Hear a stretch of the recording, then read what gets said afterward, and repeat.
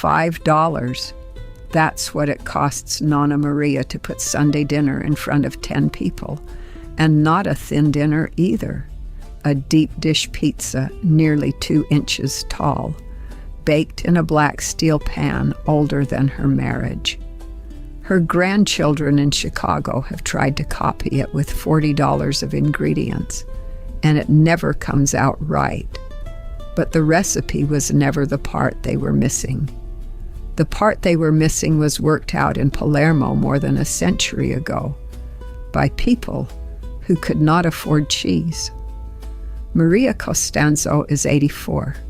She lives in Bagheria, a town on the coast just east of Palermo, in the same kitchen she was married into in 1963. On Sunday mornings, that kitchen smells like toasted semolina and slow-cooked onions before most of her street is awake. The pan comes down off its nail around 7. Blackened carbon steel, dented on one corner, never once washed with soap. By 1 o'clock, 10 chairs will be full. Her daughters, their husbands, a rotating cast of grandchildren. 1 pizza. Everyone eats until they stop. Now here's the problem with that math. Cheese is the most expensive thing on almost any pizza on earth. An American deep dish leans on a pound of mozzarella or more, and a pound of decent mozzarella costs more than Maria's entire budget for the meal. So before we get anywhere near her recipe, you have to understand what she cannot do. She cannot buy her way to that table. Nobody feeding 10 people on $5 can, which means every step she takes in that kitchen exists to answer one question. How do you make flour, tomatoes, and a fist-sized piece of cheese feel like abundance? The answer starts the night before, with the cheapest ingredient she has: flour. Sicilian home bakers like Maria mix soft wheat flour with golden semolina, the hard durum flour this island has grown since before the Romans, and a kilo of it costs her a little over €1. She mixes it with water, a spoon of olive oil, a pinch of sugar, and less yeast than you would believe, about half a teaspoon for a pan that feeds 10. No stand mixer, no scale, no thermometer. Then she does the thing her grandchildren keep skipping: nothing. The bowl goes into the coldest corner of the kitchen and sits there overnight, sometimes 14 hours, rising so slowly it barely seems alive. That slowness is the whole trick. A fast dough tastes like nothing, so pizzerias compensate with toppings. A cold, slow dough develops the deep, almost nutty flavor of real bread, and suddenly, the thickest layer of the pizza, the 2 inches of crumb that cost pennies, is the part people close their eyes over. Her flour does the job that $40 of toppings does in Chicago. The oven gets the credit. The clock did the work.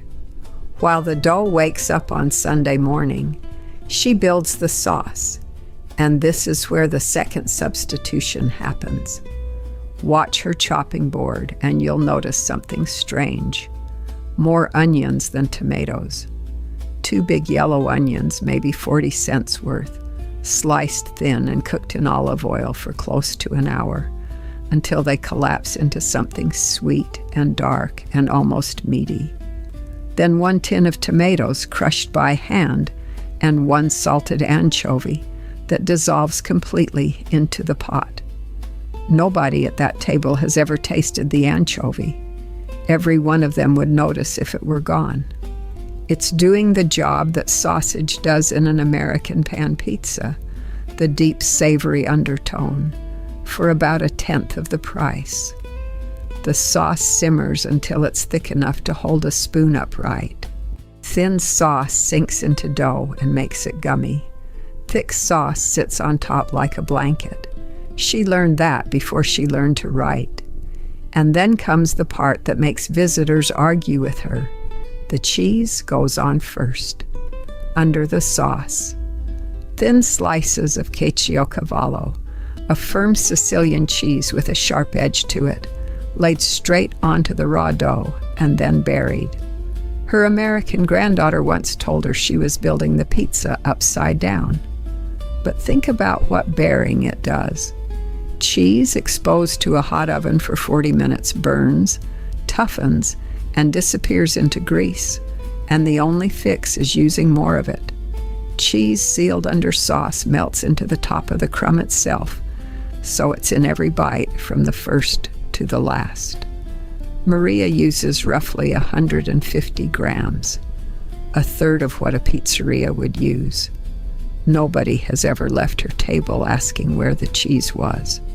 Then right before the pan goes in, she scatters the top with breadcrumbs toasted in olive oil and oregano. In the oven they turn deep gold and crisp, and on the table they read as richness, as crust, as more. They came from last week's stale loaf. Cost nothing at all. So tally her ledger.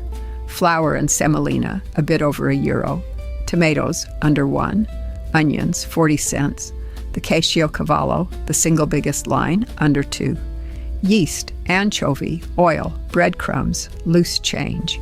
She lands under $5 almost every single week. Yeah, you read that right.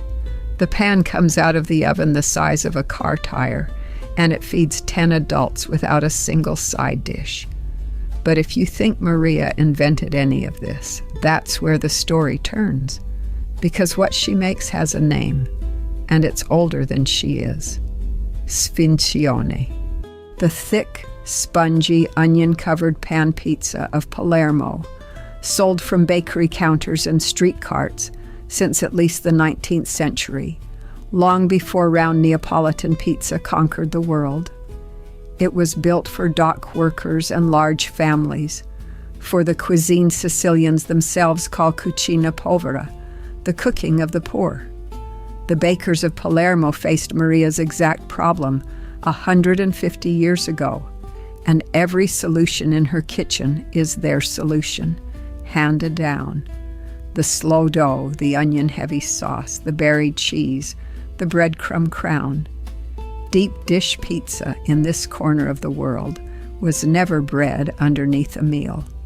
The bread was always the meal, which brings us to the last thing, the thing Maria doesn't usually say out loud. She learned this dish in 1948. She was a small girl in a Palermo still climbing out of the war, when flour came partly from aid shipments, and cheese was a luxury her mother measured in slices, not handfuls. Some Sundays there was no Caciocavallo at all, just dough, onions, and breadcrumbs, and her mother served it with her chin up, and nobody at the table said one word about what was missing. That is what her grandchildren's $40 can't buy. The dish isn't cheap because Maria is clever with coupons. It's cheap because it was engineered over generations so that hunger would never show on the table. Every gram of that recipe is load-bearing. Add more and you're not improving it. You're erasing the reason it exists. Her mother fed 9 people with that pan. Maria feeds 10. In 70 years, it has never once gone back to the shelf with anything left in it. So here's what's worth sitting with. Maria's family could afford more now. Her daughters have offered many times to bring meat, better cheese, a second pan. She refuses, and maybe she's protecting something worth more than the upgrade. A recipe born from having nothing, kept alive by people who now have plenty. When abundance finally arrives, do you owe anything to the dish that got your family through the years without it? Tell me in the comments what the $5 recipe is in your family, the one nobody's allowed to improve. And if stories like Maria's are why you're here, subscribe, because next week we're in Naples, where one baker's mistake in 1889 became the most famous pizza on the planet.